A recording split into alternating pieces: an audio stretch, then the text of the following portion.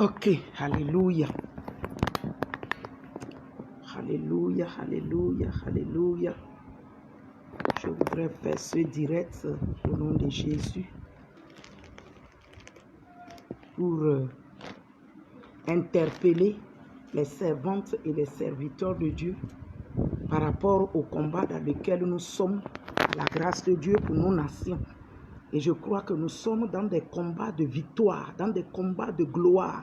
Oui, qui semblent compliqués, difficiles, mais gloire soit rendue à l'Éternel. Que puisque l'Éternel est pour nous, peu importe la dureté du combat, la victoire est notre partage. Alléluia. Je voudrais lire cette parole parce que le thème de mon message que j'ai intitulé rapidement, de quel camp es-tu dans ce combat? De quel camp es-tu? Et le combat dont je parle, c'est le combat des nations. Le combat des délivrances de nos palais. Parce que nos nations sont malades. Et gloire soit rendue à l'Éternel. La baume est avec nous. La guérison est en nous et avec nous. Par le Saint-Esprit au nom de Jésus-Christ de Nazareth. Et cette guérison, je voudrais que chacun de nous la comprenne. C'est Jésus-Christ par sa puissance à travers le Saint-Esprit. Je vais lire, bref, cette parole dans Josué. Josué chapitre 5. Par rapport du camp duquel chacun de nous appartient. Oui, chacun de nous appartient. De quel camp es-tu? Parce qu'il est très important que nous sachions et que nous le déclarons et que nous nous associons du camp dans lequel nous sommes. Parce que nul ne peut être neutre. Personne ne peut être neutre pour dire que « Ah, moi je n'ai pas de parti. Moi je n'ai pas de parti. Je suis un homme de Dieu. » Un homme de Dieu ne doit pas avoir parti. Je dis archi faux. Un homme de Dieu a un parti. Et son parti pris, c'est la justice divine. Son parti pris, c'est l'Éternel. Et le côté dans lequel se trouve l'Éternel, les armées, pour lui, est son parti. C'est pourquoi je vais lire cette parole pour que nous comprenions que cela n'a pas été par nous. Cela n'avait pas commencé par nous. Cela était. Et cela a été dans le temps de nos aïeux. Et cela est dans notre temps. Et nous partirons laisser cela. Josué chapitre 5, verset 13 dit: comme Josué était près de Jéricho, il leva les yeux et regarda. Voici un homme se tenait debout devant lui, son épée nue dans la main. Il alla vers lui et lui dit, Josué est parti vers lui et lui dit, parce que nous sommes dans un combat, de quel camp toi tu es, ne viens pas nous détruire pour donner à nos ennemis. Donc pour cela, Josué, qui est le chef de ce combat que l'Éternel a remplacé à la place de Moïse, il a le devoir de savoir de quel camp quiconque est au milieu d'eux. Et puisque cet homme est venu au milieu d'eux avec son épée nue dans la main, Josué doit savoir, est-ce qu'il est de leur ou bien il est de leur ennemi? Est-ce qu'il est contre eux ou bien pour eux? Josué a posé la question, de quel camp es-tu? Il dit, et il alla vers lui et lui dit, es-tu des nôtres ou de nos ennemis? Es-tu des nôtres ou de nos ennemis? Parce qu'il n'y a pas de neutre. J'ai entendu certains serviteurs déclarer que eux, ils n'ont pas de parti parce qu'ils sont des hommes de Dieu. Ils n'ont pas de parti. Je dis c'est faux. Tu as de parti. C'est la raison pour laquelle Josué a posé la question à cet homme qu'il a vu au milieu d'eux avec un épée nue dans la main. Et aujourd'hui, les gens ont livré des épées, des couteaux, des coupes-coupes, des gourdins, des consorts dans les mains pour pouvoir combattre le peuple de Dieu. Donc tous ceux-là qui sont du peuple de Dieu doivent se renseigner à savoir, ces gens-là qui ont des épées dans la main nue, de quel camp sont-ils? Est-ce que c'est de notre camp? Parce que nous, notre camp, nous ne luttons pas, nous ne combattons pas dans la chair avec les épées et les armes. armes, mais notre combat, il est spirituel. La déclaration et la proclamation de la parole de Dieu sous la révélation du Saint-Esprit. Ce que l'Éternel nous a dit, la manière dont il nous a dit de combattre, c'est de cette manière que nous combattons. Et nous connaissons les instructions que nous donnons à ceux qui sont sous nous et avec nous, qui combattons selon l'Éternel. Alléluia. Donc Josué avait le devoir de savoir de quel camp es-tu. Tu es de notre, ou bien tu es de nos ennemis. Tu es venu nous tuer pour donner à nos ennemis. Nous voulons savoir. Je peux me rappeler du temps de David. David, avec la fuite de Saül, pendant qu'il fuyait partout avec Saül, il s'était réfugié chez ses ennemis, les Philistins. David le roi, oh alléluia, il s'était réfugié chez le roi Achis, le roi des Philistins. Et ce jour de combat des Philistins avec Israël, quelque chose va se passer. David a déjà fait 1 an avec le roi Achis, le roi des Philistins. Et le roi a témoigné pour lui. À quel moment le roi va donner le témoignage? C'était au moment où Philistin devrait aller combattre Israël. Et David, puisqu'il était chez ce roi Achis, il mangeait, il se reposait, tout était en paix avec lui chez le roi et en sûreté. Il s'est dit, je ne peux pas rester à la maison. Et puis, ce peuple qui m'a hébergé par leur roi, le roi qui m'a hébergé, ils vont aller combattre. Mais celui-là qui s'en vont combattre là, c'est mon peuple même. Réellement, c'est Israël, c'est mon peuple. Mais le roi de mon peuple m'a poursuivi, il m'a combattu. Maintenant, je viens m'associer à mes ennemis pour les servir, pour combattre mon peuple. Qu'est-ce que tu veux me dire, pasteur? Qu'est-ce que tu veux me dire, prophète? Qu'est-ce que tu veux me dire? La parole de Dieu déclare que David était sorti avec le roi Achis pour aller combattre contre Israël, qui combattait avec les Philistins. Et les princes de Philistins ont dit au roi Achis, pourquoi tu permets que cet homme vienne avec nous? Il ira combattre contre nous pour donner la vie, pour pouvoir trouver place auprès de son roi qui était Saül. Il ne part pas combattre pour nous, pour combattre son peuple. Ah non, il ne peut pas aller en guerre avec nous. Regardez, David, l'homme de Dieu, David, le puissant guerrier, David, le fort dans les combats, David qui a fait des guerres.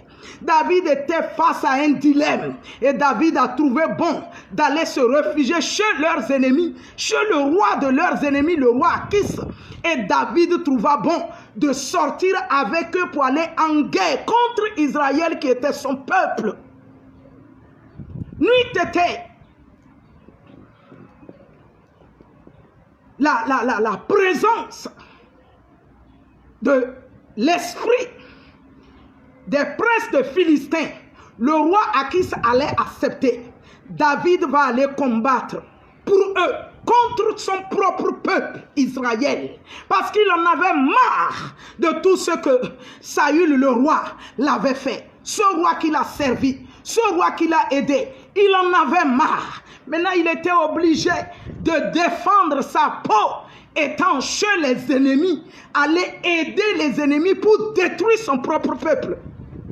C'est comme ça que les princes des Philistins ont refusé que David aille avec eux. Alléluia. Les princes des Philistins avaient refusé. Et si David était parti, David remportait, c'est un homme de guerre. Mais l'Éternel aussi savait que c'est Saül qui fatiguait David par sa jalousie, par sa méchanceté, à cause de l'onction qui était sur David, qui lui apportait même lui, le roi Saül, des délivrances. Il est rempli de jalousie, de haine, de ce que l'enfant va le remplacer sur le trône. Il décida de le persécuter, il décida de le chasser par des poursuites, par la haine, en suscitant ça et là des gens pour poursuivre David. David. David n'avait plus où rester. Il a cherché l'abri chez les ennemis et chez le roi des ennemis, appelé les Philistins, qui ont plusieurs fois combattu Israël. Dieu n'avait pas dit à David ne pars pas. Mais les princes des Philistins avaient eu peur d'accepter David pour aller au combat avec eux. Et la parole de Dieu est claire et sage. Le roi des Philistins a accepté de renvoyer David pour quitter au milieu d'eux. Il a témoigné que cet homme, ça fait 1 an, il est au milieu de mon peuple. Que vous êtes. J'ai vu ses entrées et ses sorties, il n'a rien fait de mal. Il est bien. Donc laissez-le aller. Mais les princes ont dit non, il ira nous détruire pour gagner des faveurs auprès de son roi, appelé Saül. Cependant, c'est la poursuite de Saül qui lui a amené à aller servir ses ennemis. Je voulais t'interpeller, pasteur. Je voulais t'interpeller, servante, serviteur de Dieu, homme de Dieu. Je voulais t'interpeller. Toi qui portes les noms des 5 ministères, apôtres, évangélistes, docteurs, prophètes, pasteurs, je voulais t'interpeller. Attention de dire que je suis neutre. Attention de dire je n'ai pas de parti. Oh, Josué avait de parti. Le parti de Josué et tout Israël était la partie de Dieu, appelée la justice divine, appelée la vérité, appelée après châtiment. Il y a amour, il y a affection, il y a tendresse. Dieu châtie celui qui l'aime. C'est la raison pour laquelle il permet que certaines nations soient châtiées d'exemple de la Côte d'Ivoire. Vu le châtiment de Dieu et le temps de la fin du châtiment est en train de tirer à sa fin. Le châtiment sur la Côte d'Ivoire est en train de tirer à sa fin. La raison pour laquelle tu dois, pasteur, apôtre, docteur, prophète, tu dois être du parti de la justice. La justice, si tu ne l'as pas été jusqu'aujourd'hui, maintenant, je te dis, viens du côté de la justice divine, du côté de l'Éternel des armées, parce que le combat s'élevait, mais pour la délivrance. On ne combat pas pour combattre. On combat parce que l'Éternel l'a déclaré. Si on avait combattu dans l'ignorance, maintenant on combat dans la connaissance divine pour la délivrance. Donc tu ne peux pas dire que je n'ai pas de parti. Josué chapitre 5 verset 13 nous a montré clairement la partie de Josué. Josué a interrogé cette personne. Et il lui a dit clairement, je suis de votre. Alléluia. Je suis de votre. Chapitre 21, chapitre 18 de 1 roi, chapitre 18 verset 21. Nous voyons la partie Élie le Tishbint, Élie le prophète de feu, Élie qui a été enlevé dans les airs au devant d'Élisée le prophète qui l'a remplacé. Élie pouvait dire 1 roi chapitre 18 verset 21. Élie dit à ce peuple qui était avec le roi Akab. Akab et sa femme Jézabel les a convertis aux dieux étrangers. C'est la raison pour laquelle Dieu interdit le mariage avec les étrangers. L'étranger dont la parole de Dieu parle, c'est ceux-là qui ne connaissent pas la parole de Dieu, qui n'ont pas Jésus-Christ pour sauveur. Mais Akab, qui était roi d'Israël, du peuple de l'Éternel, s'était marié à Jézabel, dont le père avait un autre peuple et qui avait des dieux. Et Jézabel a inculqué à Achab le roi ses dieux. Ces dieux jusqu'à former leurs prophètes, pas les prophètes de l'Éternel. Et leurs prophètes pouvaient les prophétiser ce qu'ils veulent entendre, ce qu'ils veulent comprendre. Et le temps de la délivrance était arrivé. Et la délivrance, il fallait Élie le Tishbint, Élie le prophète de feu. Élie va se présenter à l'heure du sacrifice, à l'heure de l'Holocauste, à l'heure de la manifestation du véritable, à l'heure de la manifestation du grand et du vrai Dieu. Élie va leur dire, chapitre 1, de 1 roi 18, verset 21. Alors Élie s'approcha de tout le peuple et dit, jusqu'à quand clocherez-vous des deux côtés? Si l'Éternel est Dieu, allez après lui. Si c'est Baal, allez après lui. Le peuple ne lui répondit rien. Élie leur a proposé, jusqu'à quand clocherez-vous des deux côtés? Parce qu'ils craignaient leur vie. Jézabel pourrait les détruire, les tuer. Pardon.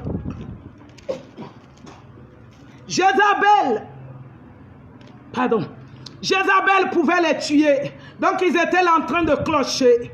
Soyons du côté d'Achab le roi. Ou bien allons-y vers le Dieu d'Élie. Si nous nous accrochons du côté d'Élie, Jézabel va nous faire décapiter. Et c'est ce que ces pasteurs, ces hommes de Dieu de ce jour, qui disent qu'ils n'ont pas de parti, c'est ce qu'ils font. C'est ce qu'ils font. Ils clochent des deux côtés, prêchant l'Éternel, le nom de Jésus-Christ. Mais en coulisses, ils refusent de dire la vérité à ces présidents, à ces rois, avec leur Jézabel pour épouse. Ils refusent de leur dire la vérité.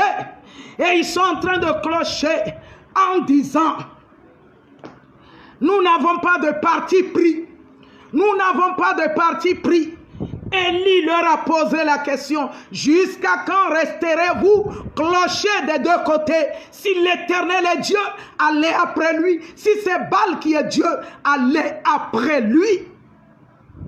Allez après lui.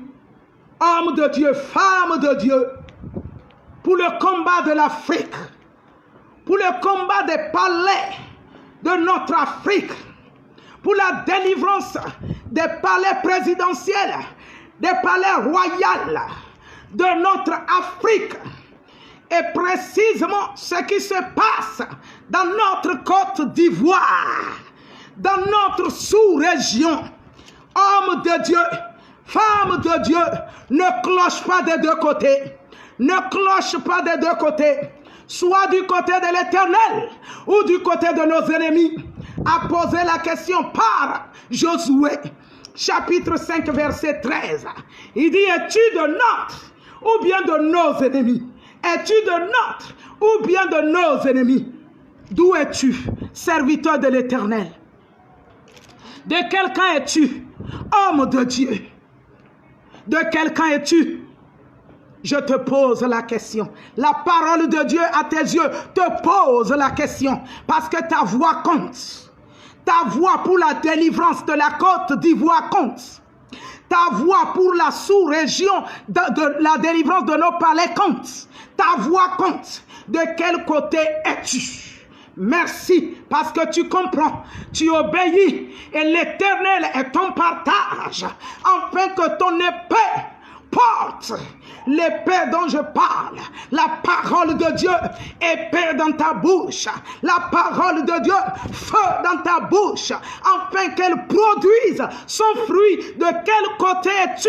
Ce serait mieux d'être aux côtés de ce Dieu que tu prétends prêcher et annoncer.